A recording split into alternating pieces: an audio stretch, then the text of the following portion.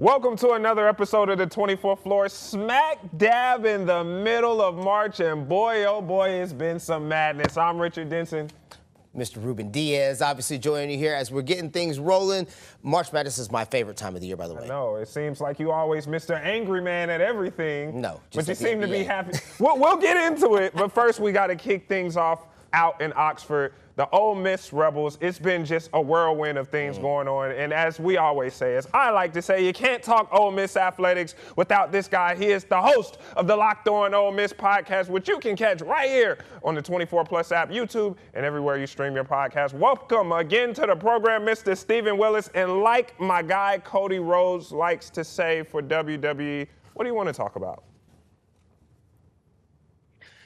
Well, I kind of want to talk about how this Trinidad Chambliss case is still going after all of this time. That is one thing that is on the forefront of my mind. I want to talk about how Chris Beard and the Ole Miss men's basketball team did not meet expectations this year, and I want to talk about how Coach Yo is ready for an NCAA tournament surge. So that's what I'm ready to talk about. Yeah, you got a laundry list of things. Can we start, though, with the Chambliss? Because I do think when you're talking Ole Miss, that's probably one of the most important things people want to talk about. The fact that the NCAA has come back now, Stephen. Yeah, we knew it. And we knew they were going to try to fight, but we were kind of hoping they'd kind of go down easy, you know? Yeah, they listen, I'm going to put my tinfoil hat on for a second. And the night before that got announced that it was being appealed or being sent in for potential appeal was the night before this college sports conference where everybody wanted eyeballs on what's going on. The commission to fix college sports deals were coming out. Listen, the NCAA submitted an 18-page appeal along with like 648 pages of the NCAA rulebook. And they announced it as a 500 or 600-page appeal that they sent in.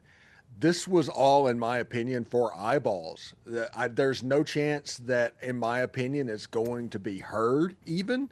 Trinidad Chambliss is going to be the starting quarterback for the Ole Miss Rebels in 2026. But if you want to look at it as a way to bring attention to what is going on in Washington, the NCAA accomplished their goal by their social media burst at the end of the day. So now, I mean, you talk about Washington. We've heard reports of the president saying that he kind of wants to reel NIL in where guys maybe are making, what, $10,000, $15,000 instead of like millions of dollars. And then here in Mississippi, you know, they've got at the House, they're trying to okay an NIL bill where now schools will get more money for that and get tax breaks on that. So I feel like what I've always saw or forecast that this was going to kind of open Pandora's box where there'll be a lot of arguing. So I don't know where this really ends, Stephen. Where do you think this really ends? Well, I don't think that now that the toothpaste is out of the tube, there's going to be anything that can limit compensation of college athletes. It is what it is. It's going to always be that way. So going back to the way it was before all this started, to me, that's kind of a lazy way of looking at things instead of fixing the issues that you're really dealing with. For instance, just the other night at the Atlantic Sun tournament, a coach for Queens College said an SEC coach was sitting courtside for the transfer portal. Stuff like that needs to be dealt with right now, not limiting compensation, in my opinion. If you get the guardrails on this, if you figure out what's tampering and what's not, what's acceptable and what's not, then you can move forward. But anytime that an NIL argument comes into this discussion, it's wrong. It's absolutely wrong. And it's almost, I view it as a non-starter at that point because there's no chance it can actually happen. So I literally today, I've been on the phone with college coach friends of mine in the basketball world, and they all have the same issue when it comes to this money. And it's that there's no real way to value a player. There's no real way to say that X player is worth X amount of dollars. You can go in and say whatever you want, like I want $2 million, whatever. Football's a little different than basketball in some ways because, like, if you're a quarterback and you put up the numbers, they speak for themselves. But at the highest levels, like the SEC, you're going to be able to pull the kids you want. It's that, to me, I think the gray comes in that high to mid-major area where they don't have as much money to spend. right? And they can't go get the Trinidad Chambliss guys of the world, so they're trying to evaluate how much is this middle-tier kid actually worth. Yeah. That's where I think the biggest problem comes in, is because then you have schools in the deficit getting players not too far from what Ole Miss ended up doing on basketball, Stephen, where you're paying players that aren't producing at the level of what you're paying them.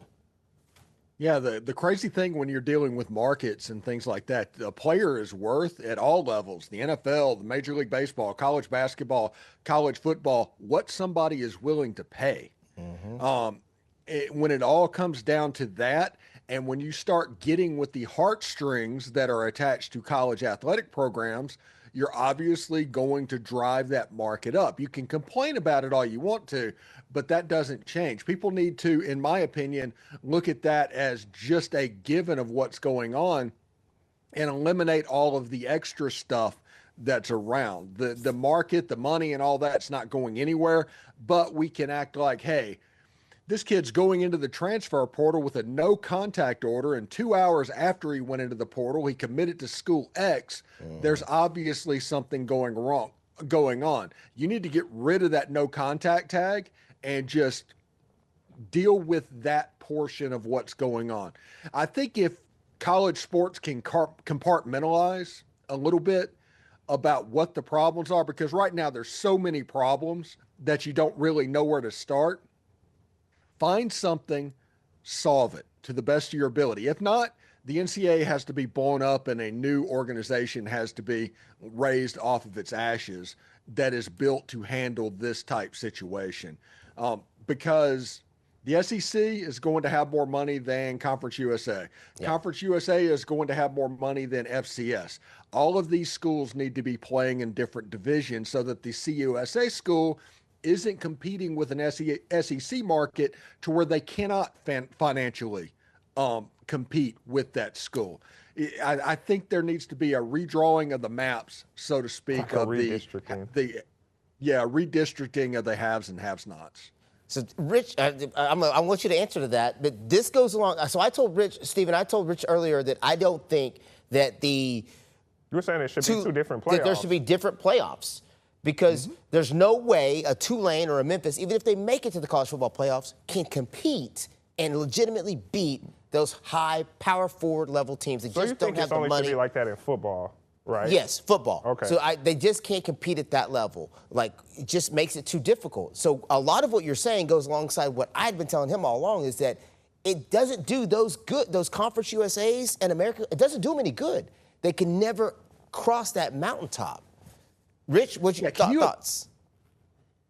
I mean, I guess so. Go ahead, Stephen. What do you? I mean, man. You can't have two separate college football playoffs. They already get do. it, but that's FCS though. FCS and FBS. What's the difference between FCS, honestly, truly, when we're talking about the level that we're talking? What's the difference between FCS, the American Conference, and the SEC? The American Conference has way more money than the FCS and better facilities and programs. Compare that to what the SEC has. Stephen, you see where I'm going with this, right? Big Ten is just like almost in a league of its own. Which is what they've been wanting to do for years anyway. So you just have 3 tiers. So have 3 tiers. Well, listen to this. Okay, Tulane. Tulane got absolutely shellacked by Ole Miss in the playoffs this year by nearly 40 points. Can you imagine if Tulane was playing in a championship game against Boise State? All the TVs in the country would be on to see that. A G5 championship is absolutely the direction we should go. That's one way that we can curtail some of the spending, is if there is a separation of the divisions. Now, the problem is going to be the ACC and the Big 12. Thank you. And I was about to bring up the Big 12 and the ACC. Yeah, Thank you. Yeah, they have a little bit of money, but they're kind of a gray area. They're tweeners. If they want to play ball a little bit and join this breakaway league and everything that's going on, maybe you can do that. But like the American, I think the top level conference of the G5, in my opinion, still is the American Conference. And you need everything below that, and the Sun Belt and Conference USA and the MAC and all those conferences. Yeah. Yes. To compete in a playoff of their own. And listen, the Liberty Bowl rocking on a Saturday night, getting ready to play Colorado State for a chance to advance to the next round, to where you can get Tulane or Boise or whoever's out there, or USF, it would be fantastic. It would be great theater. All of the kids that put all of the work and sweat and toil on their body over the course of the year would be rewarded with something that they can actually win, instead of going and being a whipping boy in the playoffs. 1,000%. Okay, I guess I'm rolling a little bit. Steven, since we're talking about postseason, you put out a tweet recently that I want you to kind of elaborate on this program, where you were saying, like, as far as the NCAA tournament on basketball, it may cease to exist how we know it. What did you mean by that? Because I know you got a lot of reaction on that. Yes, Cody Campbell, the Texas Tech billionaire that is trying to make it to where media rights get pooled together within conferences and all of that. And the SEC and the Big Ten are not going to agree to any situation to where their schools lose $20 million a year because they want Colorado State to make a good bit more money. They're not going to agree with that. So if the SEC breaks away with the Big Ten, the NCAA basketball tournament would disintegrate, and the SEC and the Big Ten would kind of do their own thing. But so that's one avenue that can happen. Here's the other issue when you're talking about the NCAA tournament is the Cinderellas. There've been a lot of talk about the days of the Cinderellas are going away because of the money and all of those players. There was a small window there when players would say, hey, I'm going to go, the John Morants would go to a different school, and I'm going to get my own shine, right? Yeah. I'm going to make my name out here. At the Murray State and the Wichita State. But now they can't afford to do that because they're going to go to a P4 school, a power school, and get the money at least and try to get that opportunity. So that's why the talk now has been the Cinderellas are going to die away, and it's going to become just almost like the women's game. I don't know if you've watched the women's NCAA tournament, but it's very few Cinderellas in the women's game. Well, I never expect for a Cinderella to really go anywhere in the women's tournament. I think with the women's tournament, it's always the blue bloods, whether it's South Carolina, that's what it's going to become on the men's side. Now USC in there, LSU in there, Steven, thoughts? Yeah, what would have happened in, 2008 when Davidson made it to the Elite Eight? Yeah. Behind a guard named Steph Curry.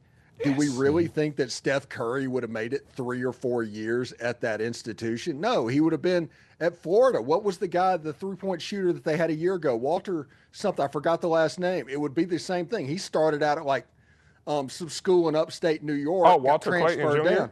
Yeah, Walter Clayton. Same type thing. Those are the reasons that Cinderellas existed, because there were dudes like that at these small schools that could just go off and beat you.